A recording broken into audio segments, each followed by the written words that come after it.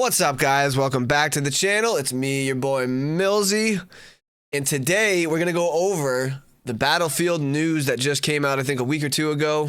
I was a little late to get to it, but we got some more information on the next Battlefield, which is super exciting.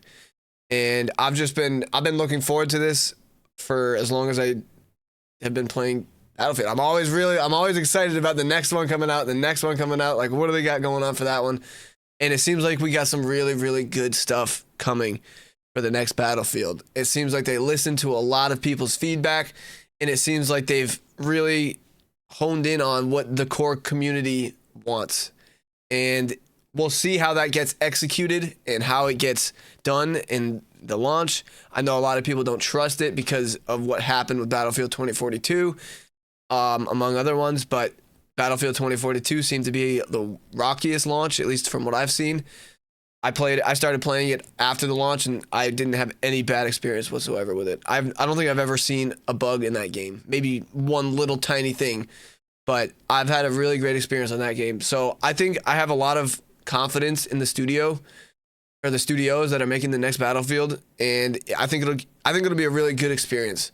Maybe that's just me being optimistic. We'll see what happens. It is EA, so I don't know. But I wanted to go over what's going on with this next Battlefield game, and we'll get right into that right now. Thank you for tuning in. It means a lot. All right, so here we are. We're on the IGN website right here. There was an exclusive with Vince Zampella. He's confirming the next Battlefield. Going to be in a modern setting, and this is the first concept art that we have of it. I believe that people have already kind of located it. I'm not going to go and try to research that right now. But let's see. They just announced the next Battlefield, basically. They just kind of confirmed details about it, and it's no longer just speculation. And so there's a lot of juicy stuff in here that I want to go over. The big thing with this is, and I was excited to see this, but IGN is confirmed, well, Vince Zampella confirmed that is going to be a return to a modern setting. And for me, that is exciting to hear. As much as I do like the older settings, or even the near future setting, like a Battlefield 2042, the modern setting, it seems to be something that I resonate with the most. Maybe it's because I grew up and I was playing Modern Warfare, and I just the current setting of when you're playing the game, it just kind of makes sense to me. Well, I want to explain why, and that's because the modern settings, and this even goes for the near future setting, there's just kind of more cool attachments and more stuff you can do.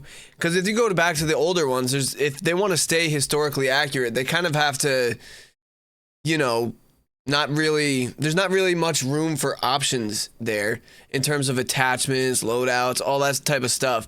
But with a modern setting, there's just a lot more cooler, newer stuff that you can do, and like thermal missiles and like guided missiles and stuff there's just more to it that I think I enjoy more when I'm playing a Battlefield title.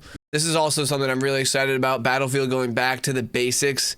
Right here, Vince Zampella, he shouts out Battlefield 3 and 4, kind of saying, okay, yeah, he says right here, I mean, if you look back to the peak or the pinnacle of Battlefield, it's that Battlefield 3, Battlefield 4 era where everything was modern. And I think that is so crucial to hear from Vince Zampella. Vince Zampella is I'm pretty sure like the head of DICE. Somebody can correct me if I'm wrong right there.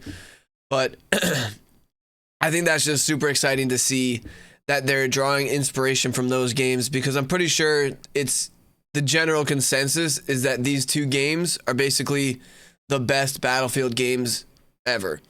Battlefield 1, I think, sold the most, but Battlefield 3 and 4 were probably the best Battlefields. Battlefield 4, for me at least. And it's just there's just something really nice seeing that this is like what we're going to have for the next Battlefield.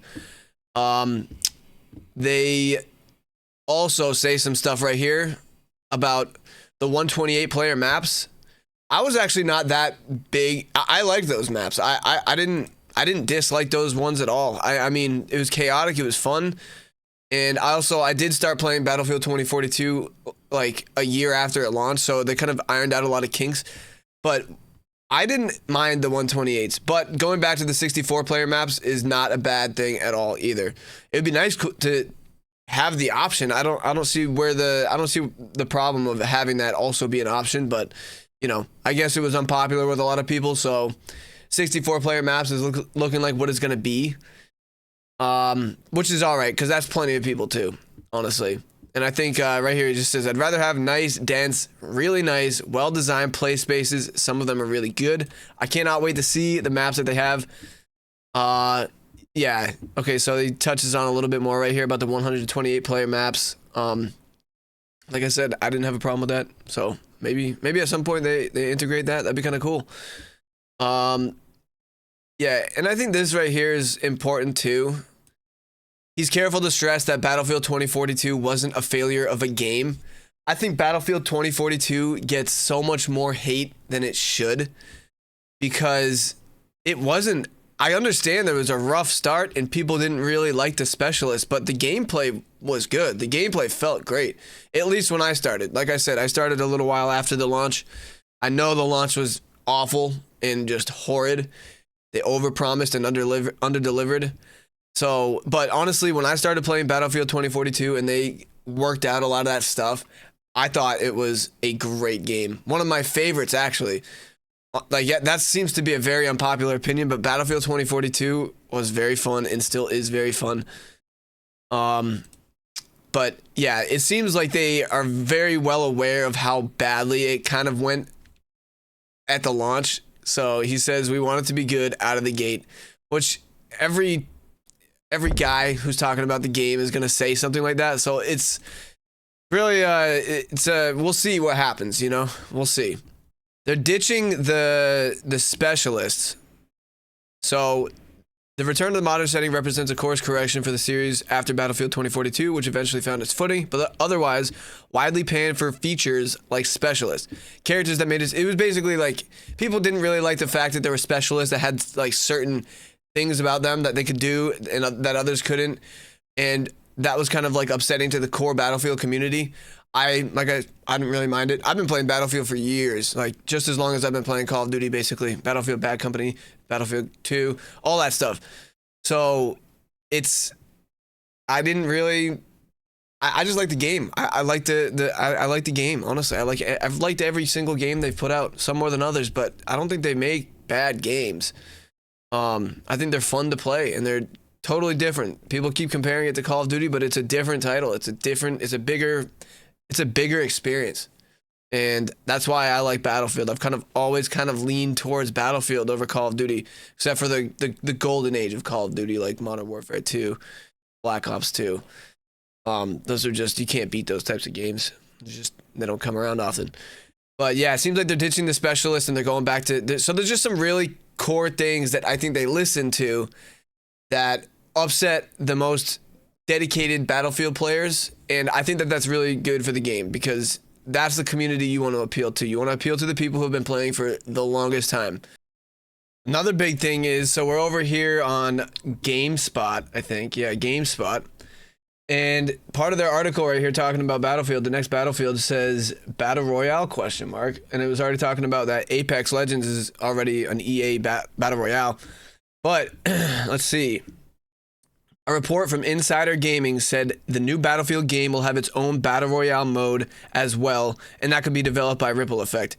And it seems like it'll be a similar thing like Warzone for Call of Duty, where it's not like the game that you buy. It's kind of like a separate game that might be free to play.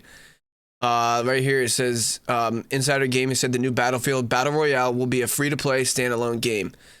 So that could be pretty major, honestly, because it would be, I think they did it before with Firestorm in Battlefield 5, but it didn't hit the mark. It didn't do anything new. It didn't do anything. It just didn't, also many people weren't playing it. It didn't feel like what it could have been, you know? And so if they kind of have like a separate game that they could really put time into and have it be its own thing and not really take away from the other Battlefield title that they released at the same time, I think that could be a pretty good thing, honestly. Some people might disagree and they say keep the Battle Royale out of it. I think Battle Royale in Battlefield could be a very interesting way, if they do it right, to bring more people over and to get people excited about it, because Battle Royales are fun. I mean, there's no two ways to cut that pie right there. It's just fun. It's kind of fun. The chaotic aspect of it, the randomness. You might drop on some good stuff. You might drop on some bad stuff. You don't take anything with you. I think that's really fun. And I loved playing Apex, but it's kind of gotten pretty bad. So hopefully, since it's an EA title, hopefully they can do it right. Hopefully they can deal with cheaters if they come. Hopefully there's some things that they can do to just really make it a good experience for people who are longtime Battlefield fans and also people thinking about switching over. That could be pretty big. There's just a lot of things about Battlefield that we all love and we all want to see in this next one.